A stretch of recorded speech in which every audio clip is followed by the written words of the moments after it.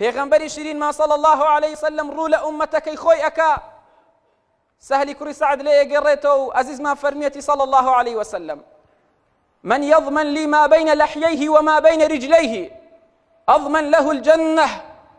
رواه البخاري في صحيحه.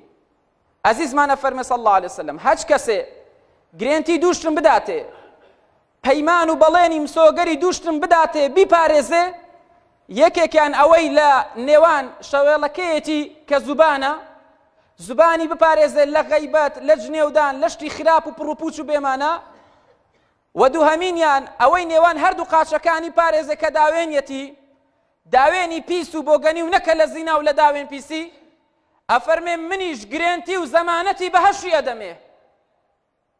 شوێ بەهەشتی ئەوێ چێ حەز بە بەهەشتی خوا ئەکا ئەگەر ئەتەوێ بەهەشتی خوات بۆ مسۆگەر بێ گرێنتی و زەمانەتی 100% بەهەشتی ئەڵڵات پێ بدرێ ئەوە هەم زوبانت هەم داوێنت پاک ڕاگرا. دەبا لە دوای ئەم جومعەیە بڵێن ئەی پێغەمبەری خوا صلی الله عليه وسلم ئێمە گرێنتی و زەمانەتی ئەوەت پێدەین هەم دامێنمان هەمیش زوبانمان بپارێزین. دا ئەی پێغەمبەری خوا صلی الله عليه وسلم تۆش ئەو گرێنتیەمان پێ بدە کە بەهەشتی پان و بەرین و دراوسەیەتی تۆیە. بۆچی زوبان و داوێن؟ وەکو لە فەتح الباری هاتووە ابن بەطاڵ ئەفەرمێ لەبارەی ئەم حەدیثەی پێغەمبەری خوا صلی الله عليه وسلم ئەفەرمێ دل الحديث على أن أعظم البلاء على المرء في الدنيا لسانه وفرجه فمن وقي شرهما وقي أعظم الشر.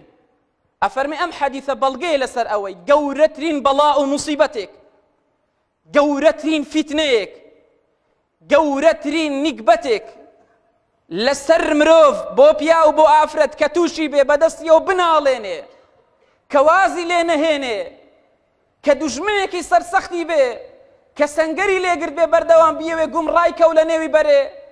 أفرمي لدنيايا ئەم دوژمنە سەرسەختە و گەورەیە هەم زوبانیەتی ئەم زوبانەی وازی لێ ناهێنێ تووشی غەیبەتیەکە تووشی جنێویەکە تووشی شتی بێمانایەکە تووشی بوختانیەکە و ئەفەرمێ وە داوێنەکەیەتی وە شەهوەت و ئارەزوەکەیەتی.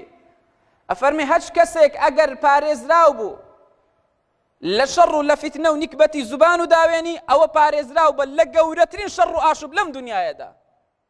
ئەگەر زوبانت پارێزراوە و تا ئێستا زینات نەکردووە تا ئێستا داوێنی خۆت پاک ڕاگرتووە بزانە لە گەورەترین شەڕ و ئاشوب و فتنە و بەڵا لەم دنیایەدا تۆ تا ئێستا پارێزرا بووی تۆ تا ئێستا سەلامەت بووی.